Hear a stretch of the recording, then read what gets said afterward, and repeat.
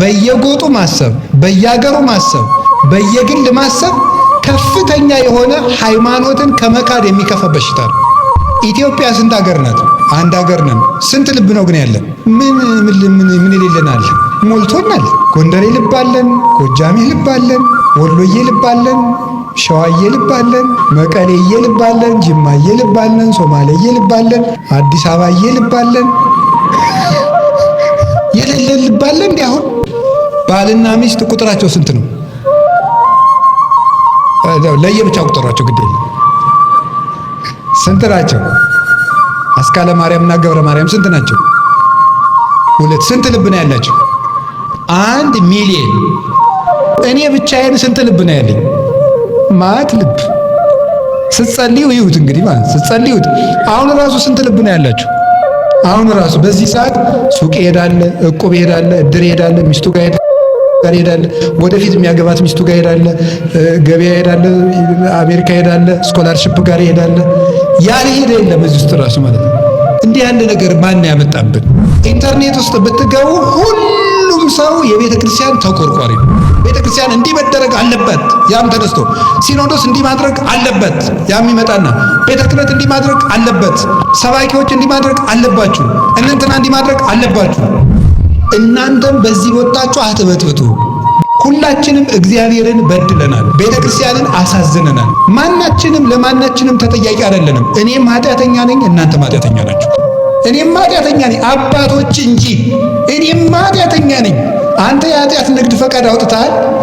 ከትምህርት ቤት ፉክክር፣ ጽዋ ማህበር ከጽዋ ማህበር ፉክክር፣ እኔ በልጥ እኔ በልጥ። አንድ ልብ ፈጽሞ የለም። በስመ አብ ወወልድ ወመንፈስ ቅዱስ አሐዱ አምላክ። በስመ አብ ወወልድ ወመንፈስ ቅዱስ አሐዱ አምላክ። በስመ አብ ወወልድ ወመንፈስ ቅዱስ አሐዱ አምላክ። ይትባረክ እግዚአብሔር አምላከ አበዊነ ቅዱሳን ዘሰባህ ምህረቶ ለአይሊነ። ምህረቱንና ቸርነቱን ይቅርታውን በሕይወታችን ላይ ያጸናልን እግዚአብሔር ስሙ የተመሰገነ ይሁን። የእናታችን የቅድስት ድንግል ማርያም የቅዱሳን መላእክትና የቅዱሳን ሁሉ ረድኤት አይለየን። የእግዚአብሔር ቤተሰቦች ሁሉ አንድ አምላክ በሚሆን በአብ በወልድ በመንፈስ ቅዱስ ስም እንደምን ዋላችሁ? እንዴት ሰነበታችሁ? እንደምን ቆያችሁ? ቸርነት የባህሪ ገንዘቡ የሆነ ፈጣሪያችን ላደረገልን ነገር ሁሉ ስሙ የተመሰገነ ይሁን። በመካከላችን ተገኝቶ እንዲያስተምረን ቅዱስ ፈቃዱ ይሁንልን። እንግዲህ የዚህ ጉባኤ የዕለቱ መልእክት አንድ ልብ ነው። ይህን ይዛችሁ ብትሄዱ ደስ ይለኛል። ክርስቲያኖች ሐዋርያት ዓመት ኢየሩሳሌም ሲቀመጡ በእስጢፋኖስ ስብከት ተጨምሮ 8000 ክርስቲያኖች በአንድ ዓመት ውስጥ ኢየሩሳሌም ውስጥ ሞሉ። 8000 ክርስቲያኖች። እነዚህ 8000 ክርስቲያኖች ገንዘባቸውን ያመጡና ለሐዋርያት ያስረክባሉ። ሐዋርያት እህል ይገዙና እራት ሁሉም አንድ ላይ ይበላል። ከዚያ ውስጥ ማንም ሰው 8000 ክርስቲያን የኔ የሚለው ሐሳብ አልነበረው። ስንት ሺህ ክርስቲያን ነው? ስንት ሐሳብ ነው የነበራቸው? ንገሩኝ እንጂ። አንድ ሐሳብ ነበራቸው። 8000 ክርስቲያኖች አንድ ሐሳብ ነበራቸው። አንድ ሐሳብ ብቻ አንድ ሐሳብ ነበራቸው አይልም። እንደውም መጽሐፉ ያለ ምንድን ነው? ስንት ልብ ነው? አቤት! አሁን ይህንን ነገር ስታስቡት ምን ይመስላችኋል? እና አንድ ልብ ከሆነ ሁላቸውም እያወጡ ጥለው በሆነ ሰው አንድ ልብ እያሰቡ ነው? ወይም በዛች ደም በአንድ ሰው ደም እየረጩ ነው በአንድ ሰው ልብ? እንደሱ ማለት መቼስ አይሆንም። እንደዚያ ከሆነ ልብ ማለት ማሰብ ነው። ልብ ዕውቀት፣ አእምሮ ማለት ነው። ልብ የሚለው ቃል ግዕዝ ነው። ልብ ማለት አእምሮ ማለት ነው። ዕውቀት ማለት ነው። ልባዌ ማለት ማስተዋል። ልብ ልባዌ፣ ለበወት ማለት ማስተዋል፣ ዕውቀት፣ አእምሮ ማለት ነው። ስለዚህ ህሊናሁ ለብእሲ መንፈሱ ይእቲ ይላል ቅዱስ አትናቴዎስ ሃይማኖተ አበው ላይ። የሰው ዕውቀቱ የሰው ልቡ ነፍሱ ናት ይላል። የሰው ዕውቀቱ የሰው ልቡ ነፍሱ ናት። ታዲያ ያመኑት አንድ ልብ ነበራቸው ማለት አንድ ሐሳብ ያስቡ ነበር ማለት ነው። አንድ ሐሳብ ያስቡ ነበረ። አንድ ልብ ነበራቸው እንጂ አንድ ከረጢት ነበራቸው አይሆንም። አንድ የሁሉ ጭንቅላትም ተጨፍልቆ በመዶሻ አንድ እንደዚህ የተደወለቦለ ቅል ሆኑ ማለት አይደለም። መቼስ ምን ማለት ነው? አንድ ሐሳብ ያስቡ ነበረ። አንድ ሐሳብ ያስቡ ነበረ ከሚለው የምትጨምሩበት አንድ ነገር ነው። እነዚህ ሰዎች አንድ ሐሳብ ያሰቡ ለምንድን ነው ስንል ምን ያሉ ሰዎች አንድ ሐሳብ ነበሩ ነው የሚለን። ያመኑ ሰዎች አንድ ሐሳብ ነበራቸው። ለምን? ስለሚያምኑ። የሚያምኑ ሰዎች ምንጊዜም ልባቸው ስንት ነው? በሞቴ ንገሩኝ እንጂ የሚያምኑ ሰዎች ልባቸው ስንት ነው? አንድ ነው። አይገርማችሁም? 8000 ሰው ልነግራችሁ ነው።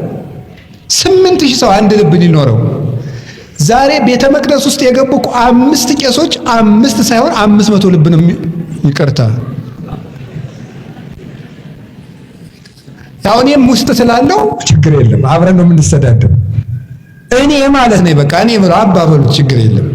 ሌላውን ቄስ ተውና እኔ ነው በል እሱን ተውት። እኔ ብቻዬን ስንት ልብ ነው ያለኝ? ማት ልብ። ስትጸልዩ ይሁት እንግዲህ ማለት ስትጸልዩት አሁን ራሱ ስንት ልብ ነው ያላችሁ?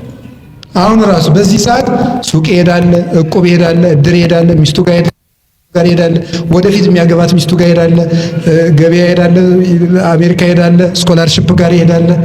ያልሄደ የለም እዚህ ውስጥ ራሱ ማለት ነው።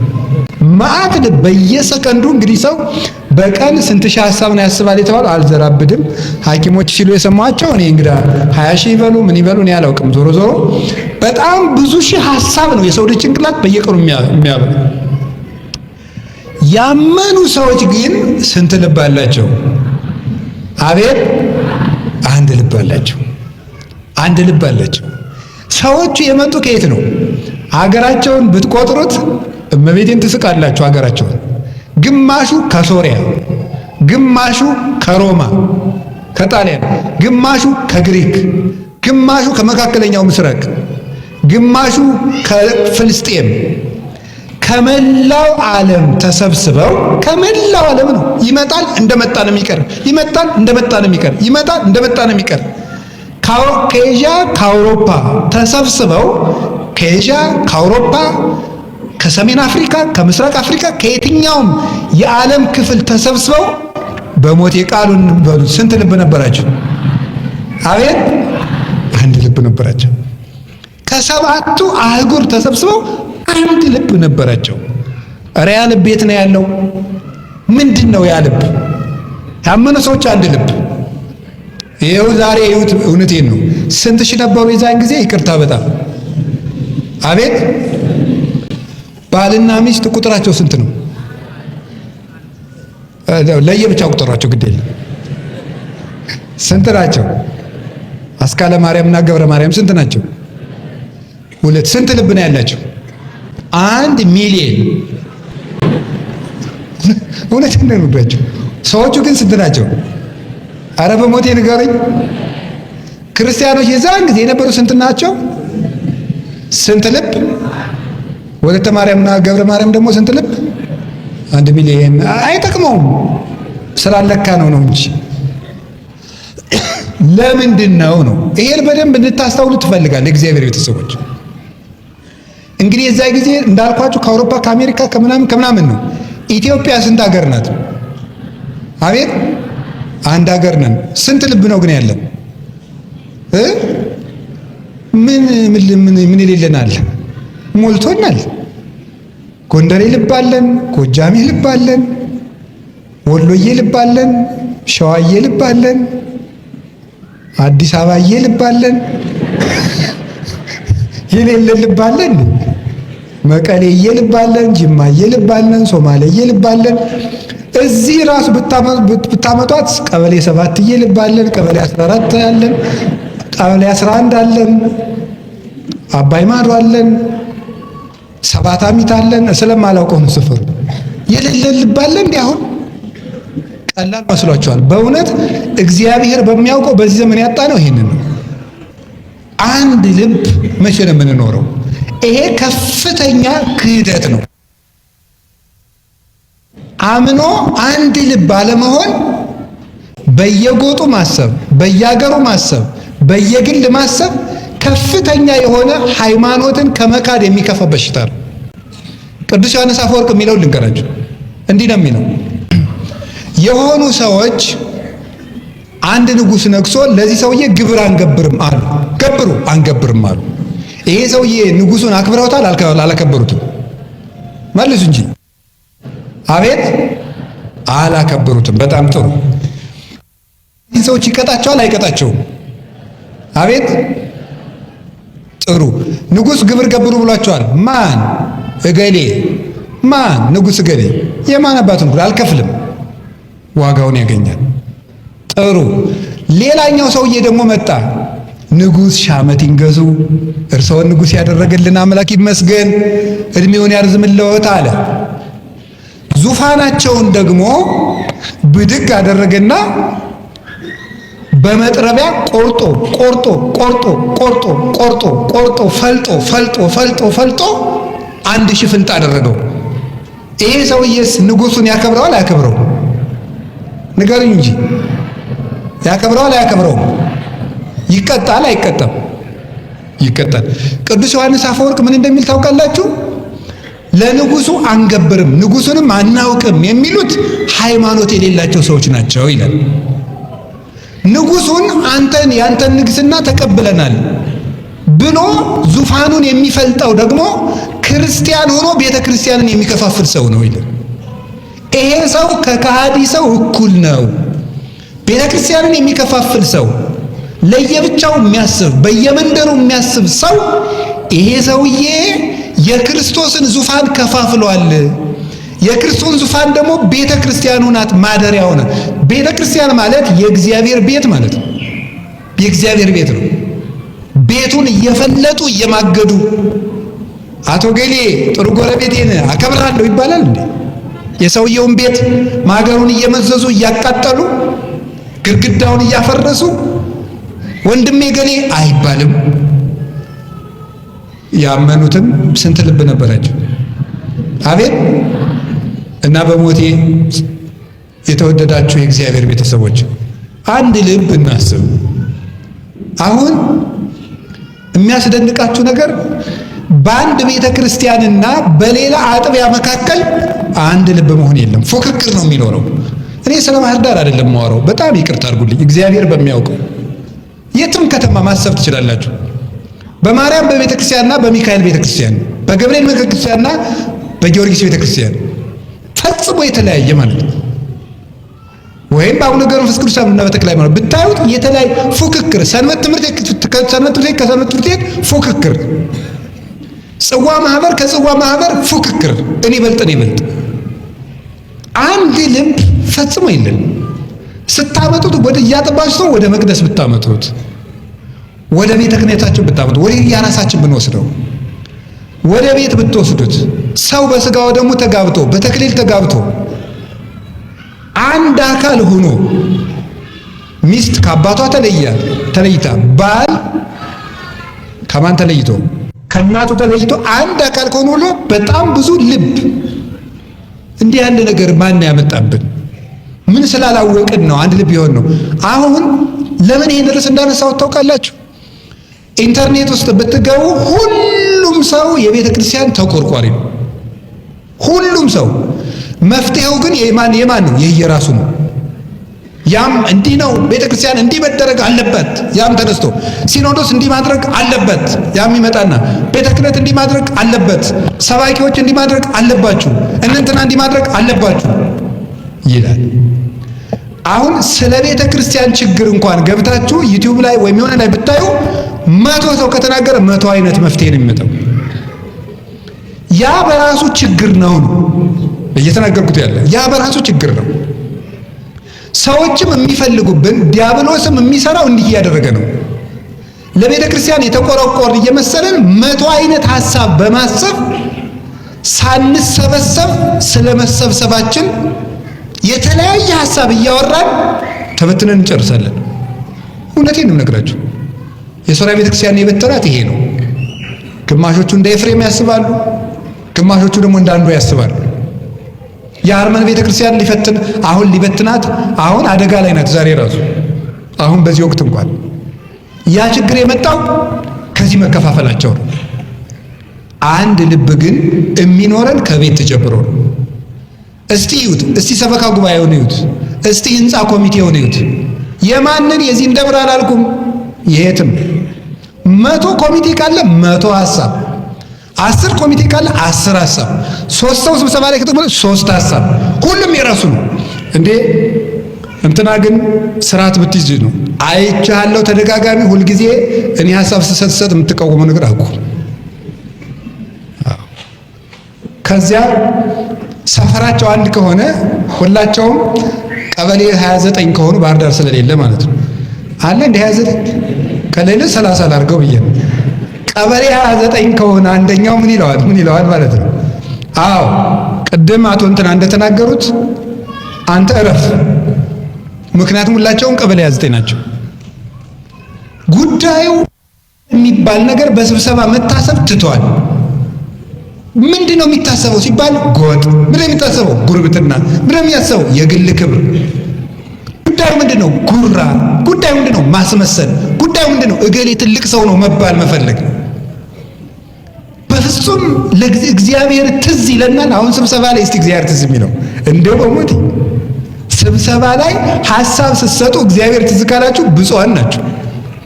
እውነት ያመኑትም ስንት ልብ ነበራቸው? ንገሩኝ እንጂ ያ አንድ ልብ ምንድነው የሚለውን ልንገራችሁ። አሁን ጨርሻለሁ መፍትሄ። ያ አንድ ልብ ምን እንደሆነ ክርስቲያኖች ልነግራችሁ ነው። ክርስቲያኖች ቤተ ክርስቲያንን አንድ የሚያደርጓት አንደኛው እንደ ሰው ሲሆኑ ነው። እስኪ እንደ ሰው በሉ። ልቡን በኋላ ነግራችኋለሁ። እስኪ እንደ ሰው በሉ። ሁለተኛው እንደ ህንፃ ሲሆኑ ነው። እስኪ እንደ ህንፃ በሉ። እንደ ህንፃ ቅዱስ ጳውሎስ እንደ ሰው እንድንሆን አንደኛ ቆሮንቶስ ምዕራፍ 12 ላይ አለ። ልንገራችሁ። አይን በሉ፣ ጆሮ፣ አፍንጫ፣ አፍ፣ እጅ፣ እግር በሉ፣ ኩላሊት። ስንት ልብ ነው ያላችሁ? ንገሩኝ እንጂ ስራቸውሳ ስንት አይነት ነው? አቤት የተለያየ ስራ ግን ስንት ልብ? ንገሩኝ እንጂ የተለያየ ስራ ስንት ልብ? አንድ ልብ። የተለያየ ስራ ማለት ጸጋችን ስንት ነው? ንገሩኝ እንጂ አንዳችን ቄስ እንሆናለን፣ አንዳችን ዲያቆን፣ አንዳችን ምዕመን እንሆናለን። የተለያየ መክሊት አለን።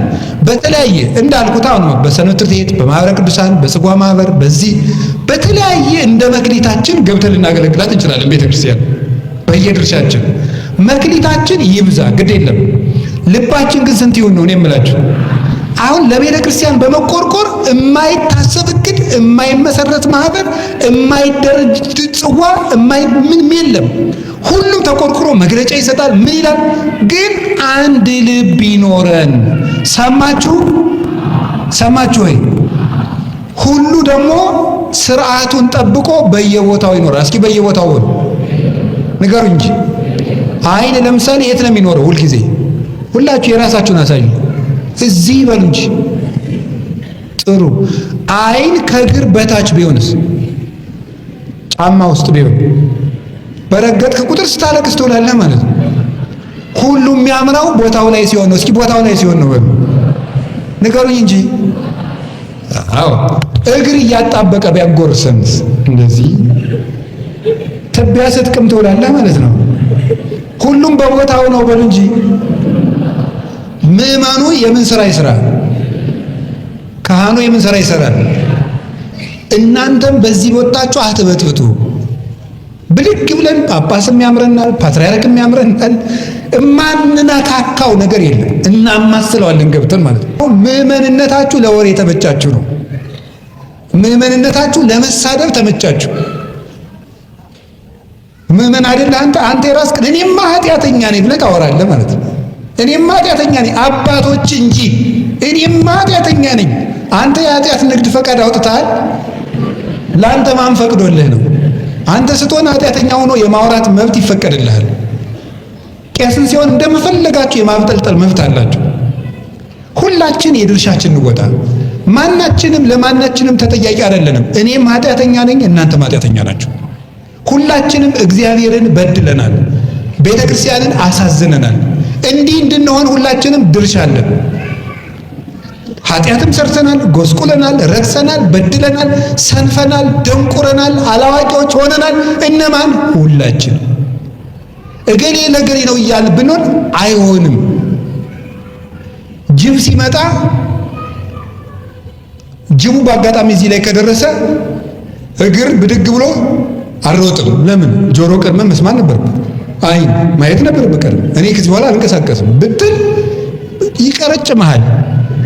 ባየው ሰዓት ሩጥ፣ ተጠያቂ ኋላ ይመረምራል። አሁን እኛ እውነቴን ነው ጎበዝ፣ ሰይጣን እንደ ጅብ ሊውጠን አጠገባችን ነው ያለው። ማንም ተጠያቂ ይሁን ማንም ተጠያቂ ይሁን፣ ብቻ ግን ከጅቡ እንሩጥ። አውሬ ሊበላን ነው፣ እሱም ሰይጣን ነው። ቤተክርስቲያንን ሊውጣት ነው። ተያይዘን መሮጥ ነው። ኋላ ተወቅሰዋለሁ ወንድም፣ እንግዲህ የለም ዝም ብለን አሁን እንሩጥ። አሁን ዝም ብለን እንደጋገፍ። አንተ ነብር እየመጣ ጅብ እየመጣ እገሌ በቀደም የተሳደብከውን ነገር ረፍ አይባልም። መጀመሪያ ሩጣ አምልጥ። መጀመሪያ ዲያብሎስ ይተወን። መጀመሪያ ከክርስቶስ ጋር እንገናኝ። እኔ የምነግራችሁ እሱን ነው። በሁሉ እንደ ሰው ሕዋሳት ተባብረው ሰውየውን እንደሚያኖሩት በአንድ ልብ ግን ያስባሉ። እሱን ልብ ገና አልተናገርኩትም። የመጀመሪያው ሁለተኛው እንደ ሕንፃ ነው። እስኪ እንደ ሕንፃ በሉ። ኤፌሶን ምዕራፍ 2 ቁጥር 21 ላይ ሁሉም እንደ ሕንፃ በሥርዓት ተጋጥሟል ይላል። እንደ ሕንፃ እኛ ለቤተ ክርስቲያን መጀመሪያ እንደ ሰው እንሁን። ሁላችንም በመክሊታችን እናገልግል። በጆሮአችን አንዳችን አይን፣ አንዳችን ጆሮ፣ አንዳችን ጣፊያም ሆነ አገልግል። ብቻ ቤተ ክርስቲያን ውስጥ እኔ አስፈልጋለሁ ብላችሁ አስቡ። ኑ እዚህ ውስጥና አብረን እንጋጠም ነው የምላችሁ ያለ። ከዚያስ እንደ ሕንፃ ይጋጠም ብሏል።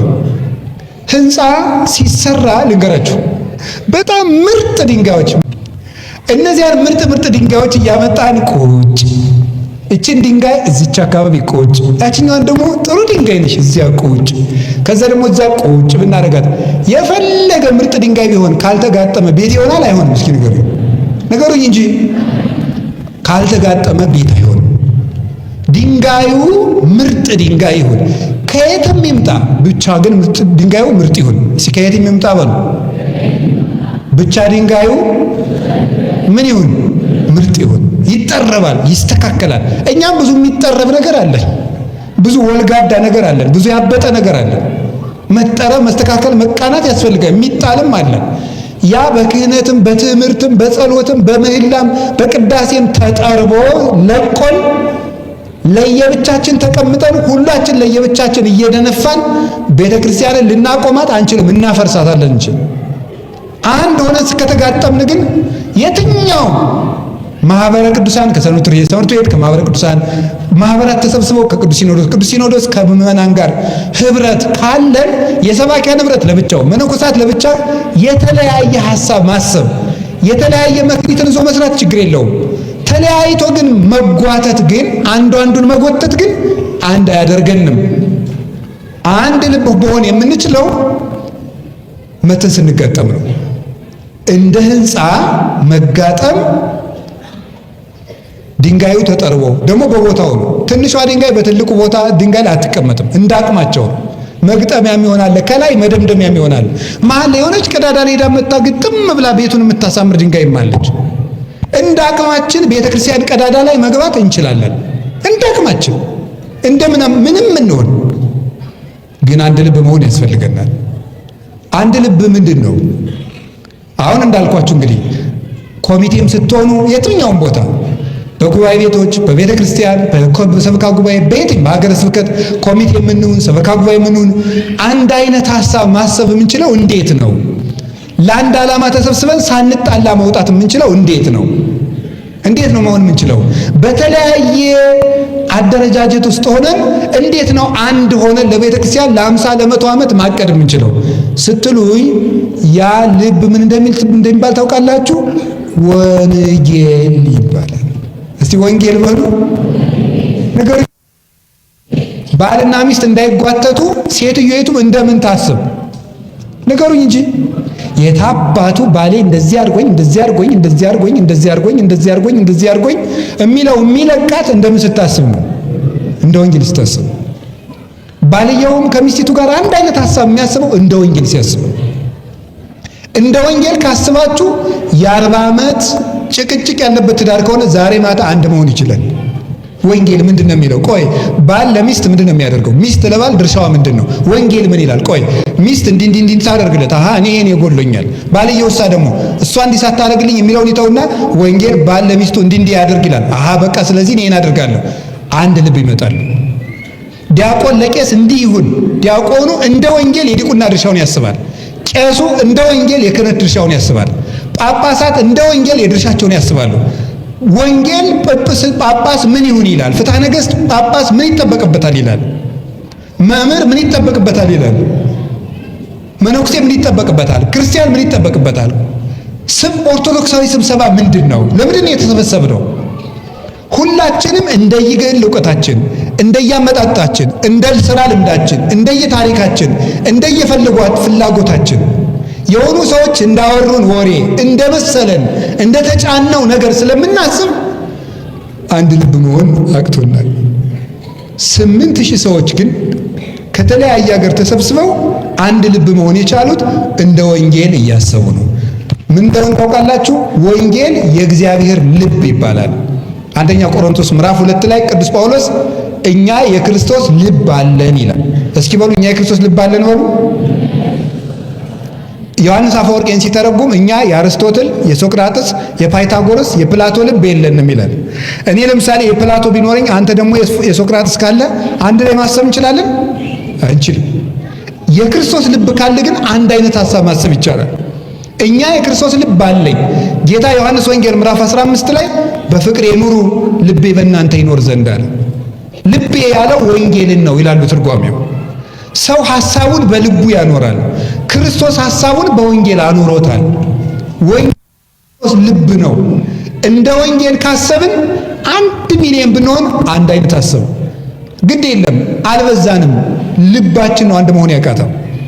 ህንድ ቤተ ክርስቲያን ብትሄዱ ለ2.5 ሚሊዮን ኦርቶዶክስ ማት አይነት ማህበር ነው ያለ። የሴቶች ማህበር ክንፍ የሚባል አለ።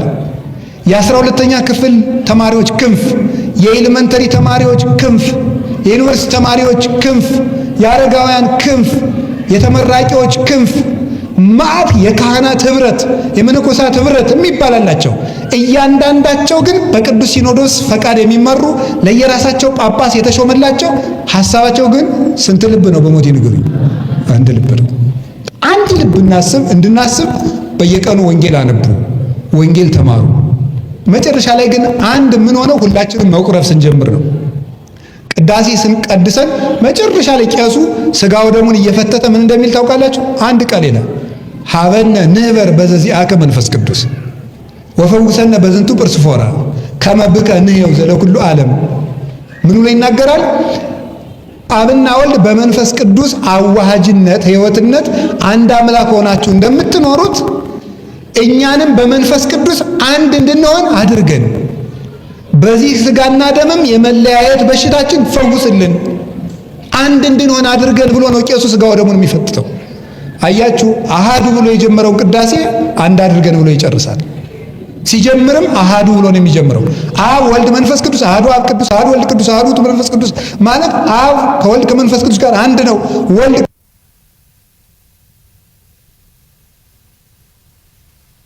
ጀምሮ በአንድነት ይጨርሳል ስጋው ደሙ። እንዲሁም ቅዱስ ኤፍሬም ምን ይላል? ነፍስ ስትወጣ አንድ ሰውዬ የነበረው ከወር በኋላ ብትሄድ አይኑ ለብቻው ፈርቶ፣ ጆሮ ለብቻው ነው፣ አጥንቱ ለብቻው ነው፣ ይለያይ። ሕዋሳት የሚለያዩት ነፍስ ስትወጣ ነው። ክርስቲያኖች የሚለያዩት የክርስቲያኖች ነፍሳቸው መንፈስ ቅዱስ ከነሱ ሲለይ ነው ይላል። መንፈስ ቅዱስ ሲለይ ክርስቲያኖች እንደ ሕዋሳት መለያየት ይጀምራሉ።